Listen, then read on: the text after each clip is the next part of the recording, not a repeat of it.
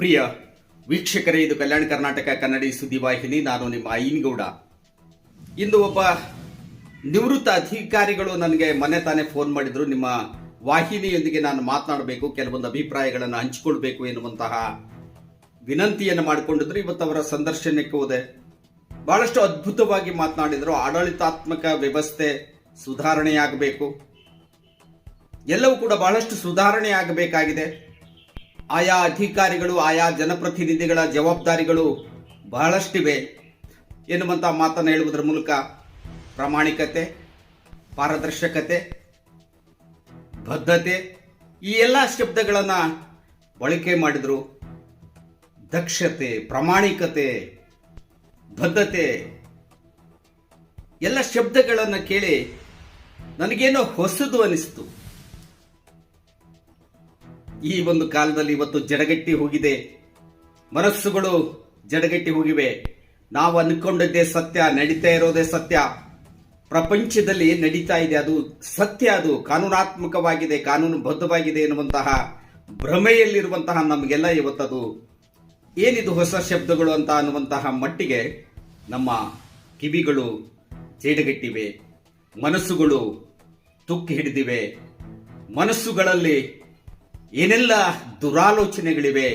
ಇಂತಹ ಒಂದು ಸಂದರ್ಭದಲ್ಲಿ ಒಬ್ಬ ನಿವೃತ್ತ ಹಿರಿಯ ಅಧಿಕಾರಿಗಳು, ಕೃಷಿ ಅಧಿಕಾರಿಗಳು HG ಚರಂತಿಮಠ್ ಅಂತ ಅವರು ನಮ್ಮ ವಾಹಿನಿಯೊಂದಿಗೆ ಮಾತನಾಡಿದರು.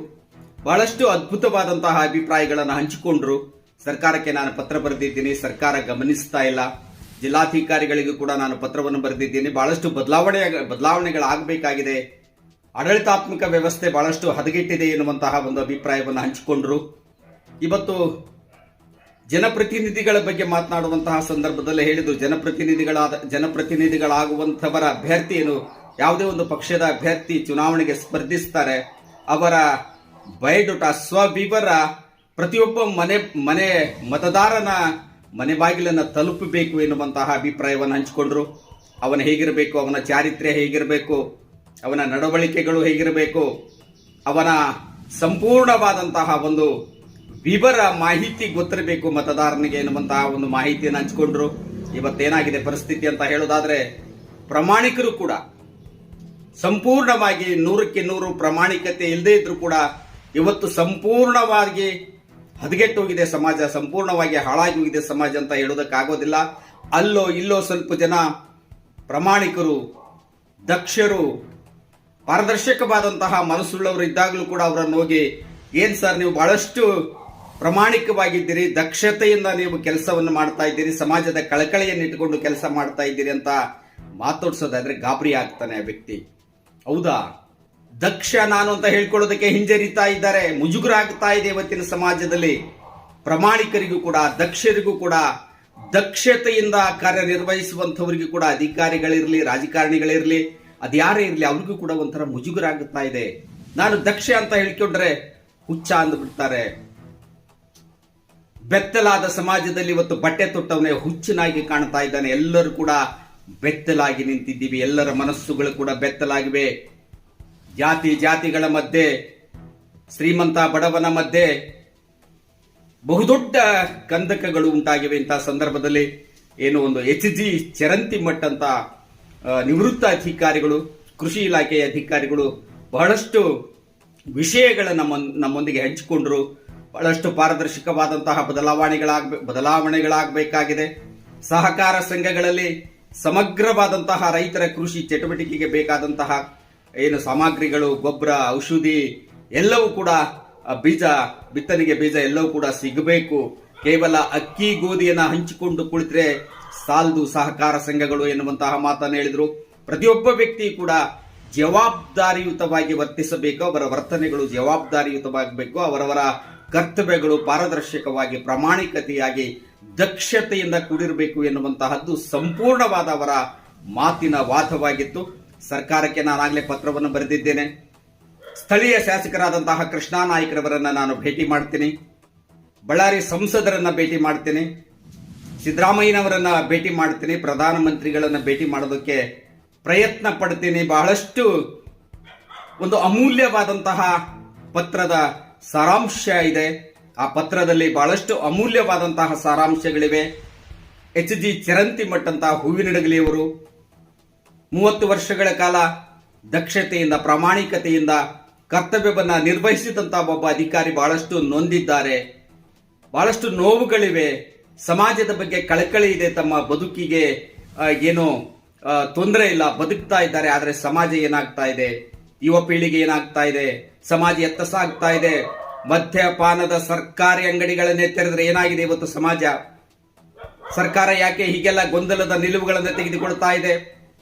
ಸರ್ಕಾರದ ಸಂಪೂರ್ಣವಾದಂತಹ ಕಾಮಗಾರಿಗಳಿಗೆ ಪಾರದರ್ಶಕವಾಗಿ ದಕ್ಷತೆಯಿಂದ ಅನುಷ್ಠಾನಗೊಳ್ತಾ ಇಲ್ಲ ಎನ್ನುವಂತಹ ಬಹುದೊಡ್ಡ ಕೊರಗು ನೋವು ನಿವೃತ್ತ ಅಧಿಕಾರಿ ಚಿರಂತಿಮಠ್ ರವರದು. ಈ ಒಂದು ವಿಷಯವನ್ನು ಕೇಳಿದಾಗ, ಈ ಒಂದು ಮಾತನ್ನು ಕೇಳಿದಾಗ ಹೌದಲ್ಲ ಎನ್ನುವಂತಹ ಒಂದು ಸೂಕ್ಷ್ಮತೆ ನಮಗೆ ಬರಬಹುದೇ ವಿನಃ ಹೀಗೆಲ್ಲ ಆಗಬೇಕಾ? ಹೀಗೆಲ್ಲ ಆಗೋದಕ್ಕೆ ಸಾಧ್ಯನಾ?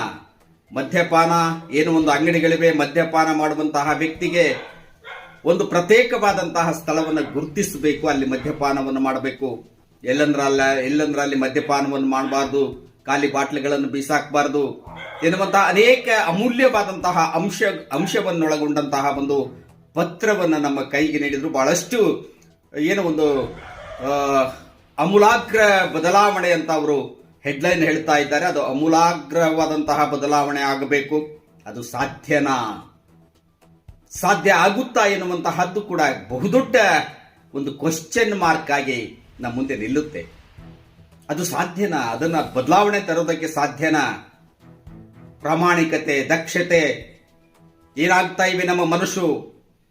ಅತ್ಯಂತ ವಿಷ ವರ್ತುಲದಲ್ಲಿ ನಾವೆಲ್ಲ ಬೆಂದು ಹೋಗ್ತಾ ಇದ್ದೀವಿ, ಕುದಿತಾ ಇದೆ. ಎಲ್ಲರ ಮನಸ್ಸು ಕೂಡ ಕುದಿತಾ ಇವೆ, ಆಕ್ರೋಶಗೊಳ್ತಾ ಇವೆ. ಹೊಟ್ಟೆ ಕಿಚ್ಚು, ಜಾತಿ, ಪ್ರತಿಷ್ಠೆ, ಶ್ರೀಮಂತಿಕೆ, ಅಂತಸ್ತು ಎಲ್ಲವೂ ಕೂಡ ಮನುಷ್ಯತ್ವವನ್ನ ಸಮಾಧಿ ಮಾಡಿ ಕೇಕೆ ಹಾಕಿ ನಗ್ತಾ ಇವೆ. ಬನ್ನಿ ಕೇಳೋಣ ನಿವೃತ್ತ ಅಧಿಕಾರಿಗಳಾದಂತಹ ಎಚ್.ಜಿ. ಚಿರಂತಿಮಠ್ ರವರ ಅಮೂಲ್ಯವಾದಂತಹ ಅಭಿಪ್ರಾಯಗಳನ್ನ.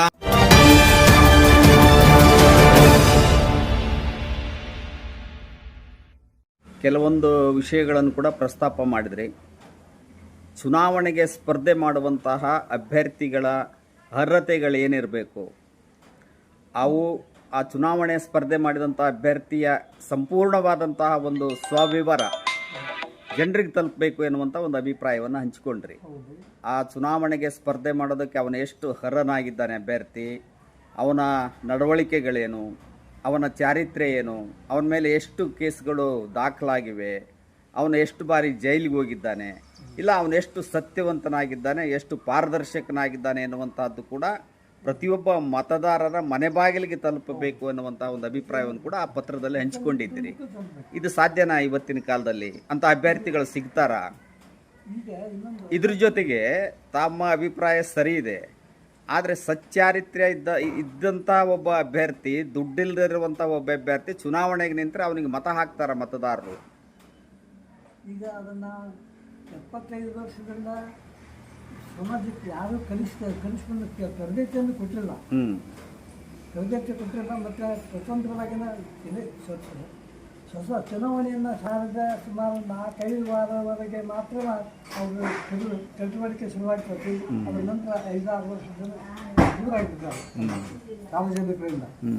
ಹೀಗಾಗಿ ಯಾವ ಚುನಾವಣೆ ಅಭ್ಯರ್ಥಿ ಏನಿರ್ತಾನೆ ಅವರಿಗೆ ಒಂದು ಸ್ಟ್ಯಾಂಡರ್ಡ್ ಅಂತಕ್ಕಂಥದ್ದು ಸೀಮಿತಗೊಳಿಸಬೇಕು. ಆ ಸ್ಟ್ಯಾಂಡರ್ಡ್ ಪ್ರಕಾರ ಅವರಿದ್ದರೆ ಒಂದು ಇದನ್ನು ಮಾಡಬೇಕು. ಮತ್ತು ಯಾವುದೇ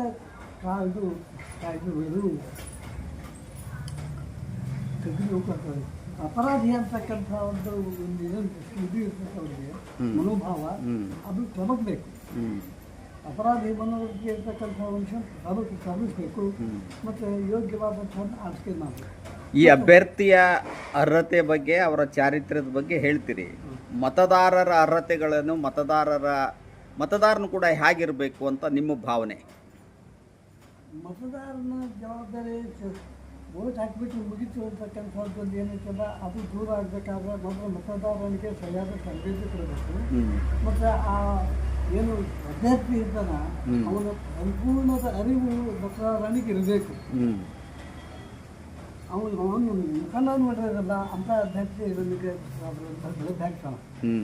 ಅದಕ್ಕೆ ಮೊದಲು ಅಭ್ಯರ್ಥಿ ಮತ್ತು ಮತದಾರನ ಸಮನ್ವಯವಾಗಿ ಅವರು ಚರ್ಚೆ ಮಾಡ್ಕೊಂಡು ನಿರ್ಧಾರ ಮಾಡಬೇಕಾಗ್ತದೆ. ಮತ್ತು ಅವರು ಸಾರ್ವಜನಿಕ ಕ್ಷೇತ್ರದೊಳಗೆ ಎಷ್ಟು ಸಾಧಿಸ್ಯಾರ ಹಿಂದಿನಿಂದ ಅಂತಕ್ಕಂಥ ಅದನ್ನು ಸೇರಿ ನೋಡ್ಬೇಕಾಗ್ತದೆ. ಅದು ಸಮಿತಿಯಲ್ಲಿ ನೆಲೆಯವರನ್ನು ಕೇಳಿ ತಿಳ್ಕೊಂಡು ಅದು ಅಭ್ಯರ್ಥಿ ಬಗ್ಗೆ ತಿಳ್ಕೋಬೇಕು. ಮತ್ತು 100 ರೂಪಾಯಿಗಿಂತ ಜಾಸ್ತಿ ಯಾರಿಗೆ ಕೊಟ್ಟಿರೋದು ಕ್ಯಾಶ್ ರೂಪಾಯಿಗೆ ನಗದು ರೂಪಾಯಿದ್ರೆ 100 ರೂಪಾಯಿಗಿಂತ ಜಾಸ್ತಿ ಯಾರಿಗೆ ಕೊಡೋದು ಇನ್ನು ಹೆಚ್ಚಿನ ಏನಿರ್ತದೆ ಅದನ್ನು ಸಂಪೂರ್ಣವಾಗಿ ಬ್ಯಾಂಕ್ ಮುಖಾಂತರ ಚಲಾವಣೆ ಆಗಬೇಕು.